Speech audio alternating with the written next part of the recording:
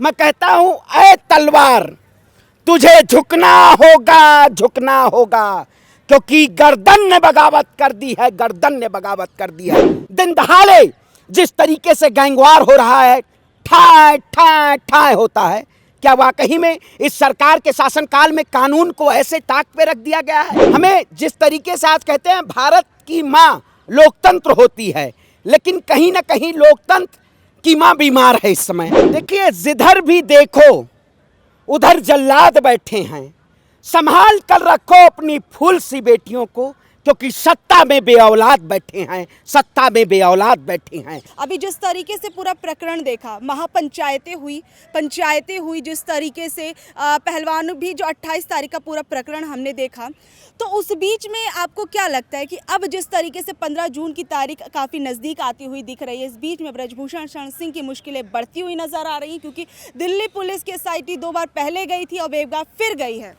देखिए, आपके इन सवालों से पूरी तरीके से ये पता चलता है, जिस तरीके से दिल्ली पुलिस तारीख पे तारीख, तारीख पे तारीख, तारीख पे तारीख, मिलोट वाकई न्याय कब मिलेगा? वाकई में एक मूवी पहले बहुत प्रचलित हुआ करती थी। ये एक मूवी और स्क्रिप्टेड जिस तरीके से भारतीय जनता पार्टी इस कहानी को प्रस्तुत करने का काम कर रही है और देश की जनता के सामने कहीं ना कहीं सच नहीं उजागर करना चाहती है। मैं इस सरकार से कहता हूं, आपने तो बहुत ऐसे बड़े बड़े वायदे किए थे आपने नारों के जरिए। क्या वाकई में जिसके ऊपर पास्को एक्ट के तहत एफआईआर थी, उस एफआईआर को कहीं ना कहीं कुछ दिन भुनाया गया? उसके बाद उनके परिवारजनों से इसके उसमें कि हमारी बेटी ने जो आरोप लगाया था ये कहीं ना कहीं गलत है। आप बताइए, जिस सरकार के शासनकाल में बड़े बड़े ऐसे नेता जो कहीं ना कहीं भ्रष्टाचार में लिप्त नहीं होते हैं, लेकिन सरकार उनको जेल की सलाखों के पीछे भेज के उन आरोपों को कहीं ना कहीं एक नया आरोप पैदा कर देती है, तो कौन नहीं कहता है ये डरा के धमका के आरोपी के जो लोग हैं, आरोपी हैं, जो विक्टिम हैं, उनके परिवारजनों को डराया और धमकाया गया? क्या वाकई में इस सरकार पूरी तरीके से मुकबधिर हो गई है? 32 दिनों के बाद अनुराग ठाकुर आके प्रेस कॉन्फ्रेंस करते हैं कि हम WFI के पद से हटाते हैं ब्रजभूषण शरण। चलिए ठीक है, आप हटाते हैं, लेकिन क्या वाकई में उन बहन बेटियों के ऊपर जो प्रशासन के द्वारा प्रताड़ना की गई, क्या उनके लगे आरोपों को ये सरकार दरकिनार करना चाहती है? आपने देखा होगा, मैं तो देखा स्ट्रीम मीडिया जिस तरीके से इस बयान को, इस मुद्दे को पूरी तरीके से नमक मिर्च मसाला लगा के और ये बताती थी कि साक्षी मलिक तो नौकरी पे चली गई हैं, बाकी पहलवान पीछे हट चुके हैं। पहलवान पीछे नहीं हटे हैं, नौकरी पर तो गए हैं ना। देखिए, मैं कहता हूं, वो आपका हमारा अपना व्यक्तिगत हो, किसी भी अगर संस्थान में अगर हम जॉब करते हैं तो ये हमारा दायित्व है कि उसके प्रति वफादारी रहना। वाकई में ये सत्याग्रह है, सत्याग्रह, क्योंकि इस सरकार के शासनकाल में बहुत जल्दी सत्याग्रह आंदोलन का परिणाम नहीं निकलता है। तमाम ऐसी सड़कों के जरिए इस लड़ाई को लड़ना पड़ता है। मैं कहता हूं, ऐ तलवार तुझे झुकना होगा, झुकना होगा, क्योंकि गर्दन ने बगावत कर दी है, गर्दन ने बगावत कर दिया है। इस सरकार के शासनकाल में पूरी तरीके से बहन बेटियों को न्याय नहीं मिल पा रहा है और सरकार माइक के जरिए, प्रेस कॉन्फ्रेंस के जरिए उनके खेल मंत्री बयान दे रहे हैं कि हम इसकी कमेटी गठन करेंगे। आप कहाँ थे 32 दिन? आपको 32 दिन में क्या काले वो दूरबीन लग गई थी आपको? सर, इस बीच में आपसे एक सवाल पूछना चाहूंगी, क्या पहलवानों को ये अंदाजा होने लगा, ये आभास होने लगा है कि अब शायद वो जिस चीज़ की मांग कर रहे हैं वो हो नहीं पाएगी, जिस कारण से एक तो उन्होंने पहले जो महापंचायत या फिर कहें आज के दिन 9 तारीख के दिन जिस तरीके से एक बड़ी महापंचायत होने वाली थी, या फिर कहें जो काफ़ी किसान जो थे दिल्ली की ओर आने वाले थे, उस चीज़ को कैंसिल कर दिया गया, राकेश टिकैत आकर बोलते हैं। इस बीच में हम देखते हैं जैसे ही गृह मंत्री से मुलाकात होती है और जिस अनुराग ठाकुर से मुलाकात होती है, उसके बाद लड़की के पिता का बयान आ जाता है कि देखिए, यौन शोषण तो नहीं हुआ था, हमारी लड़की के साथ भेदभाव हुआ था, इस वजह से हमने ये आरोप लगा दिए हैं, इसमें बहुत सारी चीज़ें हमने झूठ बोली है। तो क्या इन सब चीज़ों का पहलवानों को पहले से ही आभास हो गया था कि जो अब वो पीछे हटते हुए नजर आ रहे हैं? धरना, उन्होंने कहा कि अब हम 15 तारीख तक कोई धरना नहीं करेंगे, और 15 तारीख के बाद भी क्या लगता है कि अगर उनके डिसीजन पक्ष में नहीं आता तो कोई धरना एक बड़ा करेंगे या नहीं करेंगे, या फिर इस चीज़ को यहीं दबा दिया जाएगा? नहीं, देखिए, दबने वाली चीजें नहीं है। जिस चीजों को पूरे देश की आवाम ने जाना है कि वाकई में भारतीय जनता पार्टी के अगर नेता कोई आरोपी हैं तो वो सरकार के चाहे गृह मंत्री हो, चाहे उनकी पूरी संसाधन हो, पूरी ताकत लगा देती है। आपने वो एक दौर पीछे आप जाइए, अतीत को पलटिए, उस पन्ने को देखिए। जब अजय मुस्लिम टेनी जरा आरोपी थे, जब उनके ऊपर थार चढ़ाने का आरोप था उनके बेटे की, किसानों को रौंदा गया सड़क पे। उस समय बड़ी सरगर्मियां थी उत्तर प्रदेश को चुनाव को लेके, लेकिन यही वो सरकार थी जो अजय मिश्रा टेनी से इस्तीफा नहीं ले पाई। तमाम ऐसे बयान उनके नेता करते रहे कि हम इस्तीफा दे दें अगर आरोप साबित होता। उसी तरीके से पूरी वही दोहरा प्रकरण पूरी तरीके से यहाँ पे पहलवान बेटियों के साथ दोहराया गया। आप देखिए, पहले पहलवान बेटियाँ जंतर मंतर पे आती हैं, उनको फुटेज नहीं दिया जाता है। उस दौर में कर्नाटक का चुनाव होता है। कर्नाटक के चुनाव में ये मीडिया पूरी तरीके से एक प्रोपेगेंडा तैयार करती है, एक पोर्टफोलियो, कि ये जो पहलवान हैं ये पहलवान नहीं हैं, जो असल पहलवान है वो अखाड़े में है। वही फिर पीछे पन्ने को पलटती है। जब एक दौर में किसान हुआ करता था सड़कों पे, तब कहती थी ये सरकार ये किसान नहीं है, ये खालिस्तानी है, पाकिस्तानी है, देशद्रोही हैं।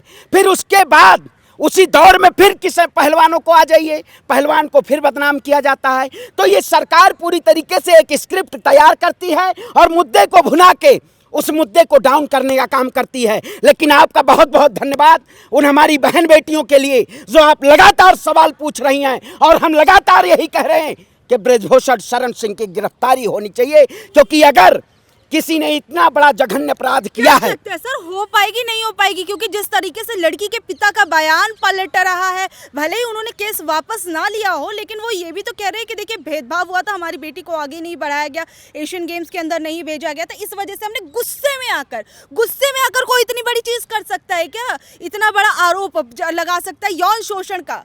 नहीं, देखिए आप बताइए, अगर हमारे साथ कोई ऐसे, मैं भी उसी पूर्वांचल की धरती से आता हूँ जहाँ ब्रजभूषण शरण सिंह आते हैं। वो पूर्वांचल की धरती जहाँ पहले 90 के दशक में एक ऐसा माहौल हुआ करता था। उसके बाद इस सरकार ने जब सत्ता में आई तो ये बोली कि हम अपराधियों को अपराध मुक्त करेंगे, लेकिन आप फिर देखिए अतीक और अशरफ की कहानी। दिन दहाड़े जिस तरीके से गैंगवार हो रहा है, ठाए ठाए ठाए होता है। क्या वाकई में इस सरकार के शासनकाल में कानून को ऐसे ताक पे रख दिया गया है कि सरकार पूरी तरीके से पन्ने को नहीं पलटना चाहती है, सामने ले जाके और आपको केवल उस गर्द में ढकेल के और अपने आप को राजनीतिक रोटियां सेकना चाहती है? वाकई सरकार की राजनीतिक रोटियों की बात हो रही है, तो यहाँ पर तो पहलवानों पर आरोप लग रहा था कि राजनीतिक रोटियां वो सेक रहे हैं अपनी। चुनाव आने वाले हैं, चुनावी चीजों को ध्यान में रखकर, अभी हरियाणा में भी चुनाव होंगे कुछ समय में, तो इन सब चीजों को ध्यान में रखकर एक राजनीतिक चीजें की गई, क्योंकि जिस तरीके से विपक्षी दल इनका समर्थन कर रहे थे, ये कहा गया पूरा राजनीतिक चीजें हो रही है। पहलवान तो और भी लोग हैं, और भी तो राज्यों के पहलवान हैं। देखिए, जो शोषित होगा वही आवाज उठाएगा। आज हम आवाज उठा रहे हैं, क्या देश के तमाम वो लोग, तमाम ऐसे 138 करोड़ की जनता, क्या 138 करोड़ लोग अपने मुद्दे को उठा पा रहे हैं? कहीं ना कहीं सरकार ने डरा के रखा है। आपने एक लखनऊ की एक वारदात देखी होगी, अग्नि परीक्षा, जो सरकार राम राज्य की कल्पना करती है, उसी सरकार के शासनकाल में हाई कोर्ट में जज के सामने दिन दहाड़े गोली मार दी जाती है। क्या वाकई में ये सरकार उनको, विक्टिम को, जो आरोपी है, उनको जेल की सलाखों के पीछे डाली, जज के सामने घटना होती है? और उत्तर प्रदेश को आप कहते हैं हम अपराध मुक्त प्रदेश बनाएंगे। इस सरकार के जितने नायरे थे, सरकार ने कहा था बहुत हुआ महिलाओं पे अत्याचार, अब की बार मोदी सरकार। जब से मोदी सरकार आई तब से महिलाओं को सत्यानाश की तरफ ले जाए, महिलाओं को न्याय नहीं देने का काम किया है। सत्यानाश को आप कहीं दोहरे उसमें मत ले लीजिएगा, मतलब इस सरकार ने न्याय नहीं दिया है। नहीं, बीजेपी वाले कहेंगे तो सत्यानाश मतलब महिलाओं का अपमान हो गया। हमें जिस तरीके से आज कहते हैं भारत की माँ लोकतंत्र होती है, लेकिन कहीं ना कहीं लोकतंत्र की माँ बीमार है इस समय। बीमारी की तरफ जिस तरीके से बीजेपी के नेता के लोग तमाम मुद्दों को दबा के और देश के मुद्दों को दबा के एक ऐसे मुद्दों को जनता के सामने परोसने का काम करते हैं जिससे एक नफरत का आगाज हो। हम बहन बेटियों को न्याय चाहिए और उनकी जो भी आरोप हैं उसको सच्चाई जनता के सामने प्रस्तुत किया जाए कि वाकई में कल को अगर किसी के साथ ऐसा शोषण होता है तो वो उस आवाज को उठा सके बुलंदी से, ताकि ये सरकार जो कहती थी, अमित शाह कहते थे हमारी बहन बेटियां दूरबीन लगा के, गृह मंत्री जी दूरबीन लगाते थे, वो कहते थे हमारी बहन बेटियां कितना भी बड़ा गहना पहन के निकल जाएं सुरक्षित हैं, लेकिन ना उत्तर प्रदेश में सुरक्षित हैं, ना देश में सुरक्षित हैं। देखिए, जिधर भी देखो उधर जल्लाद बैठे हैं, संभाल कर रखो अपनी फूल सी बेटियों को, क्योंकि सत्ता में बेऔलाद बैठे हैं, सत्ता में बेऔलाद बैठे हैं। एक ऐसी सरकार जो तमाम उन लोगों को न्याय नहीं दे पाई, मुझे विश्वास नहीं होता, इसीलिए मैं कह रहा हूं सुप्रीम कोर्ट के जजों के बीच में एसआईटी की गठन की जाए और उनके दायरे में इसकी जांच होनी चाहिए, ताकि दूध का दूध और पानी का पानी ऐलान हो जाए। सरकार ने रोका कि आप बयानबाजी मत करिए, क्योंकि अनाप शनाप बयानबाजी वाकई में ये पूरी तरीके से इस मुद्दे को कहीं ना कहीं एक गर्मजोशी देने का काम किया गया। मैं कहता हूं अगर वो निर्दोष थे तो उनको चुप रहना चाहिए था, लेकिन भारतीय जनता पार्टी वो उस मुद्दे को पूरे देश के सामने ये ले जाना चाह रही थी कि वाकई में ये पहलवान गलत हैं, लेकिन बाद में ये पता चला पहलवान गलत नहीं थे, ये भारतीय जनता पार्टी गलत है, जिसके शासनकाल में लोगों को न्याय नहीं मिल पा रहा है। हम न्याय की आवाज़ गांधीवादी तरीके से उठाते हैं, हम संविधान को मानते हैं और हम इस न्याय की आवाज़ को उठाएंगे। भारतीय जनता पार्टी अगर हमारी बहन बेटियों को न्याय दे सकती है तो दे, वरना हम सड़क पे उतरेंगे। और जब सड़क पे देश का किसान, देश का नौजवान उतरता है तो डॉक्टर राम मनोहर लोहिया का एक याद आता है, जब सड़कें सुनसान हो जाएं तो संसद आवारा हो जाती है। उसी तरीके से जहां बहन बेटियां बैठी थीं उस दिन जब टेंट उखाड़े गए, उसके बाद आप चले जाइए जंतर मंतर, ऐसा लगेगा आप लाहौर के बॉर्डर को क्रॉस कर रहे हैं।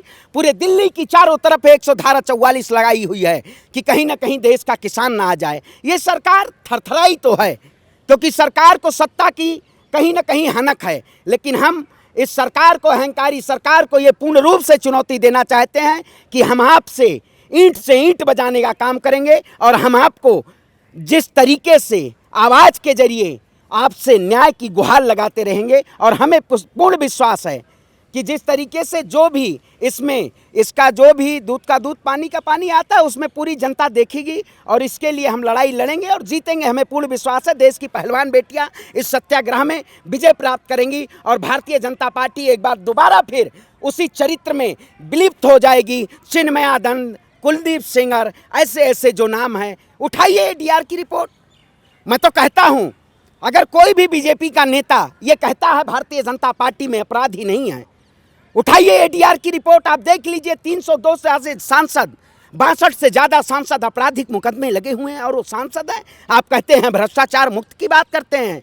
ये पूरी तरीके से भ्रष्टाचारी सरकार है और भ्रष्टाचारी पे लगाम लगाने के लिए हम जैसे युवाओं को भगत सिंह बनना पड़ेगा, मंगल पांडे बनना पड़ेगा और इस देश की अस्मिता को बचाने के लिए, भारत की एकता, अखंडता और संप्रभुता को बचाने के लिए हम इस लड़ाई को लड़ रहे हैं और देश में न्याय की आवाज़ बुलंद करते रहेंगे। बहुत बहुत धन्यवाद आपका। तो देखिए, अभी ब्रजभूषण के पूरे मुद्दे पर हमने एक चर्चा करने की कोशिश की कि इस मामले में जो भी चीज़ें नई आई, हमने वो सब चीज़ें आपको बताने की कोशिश। आप लोगों का इस बारे में क्या कुछ कहना है, नीचे दिए कमेंट बॉक्स में ज़रूर बताइएगा।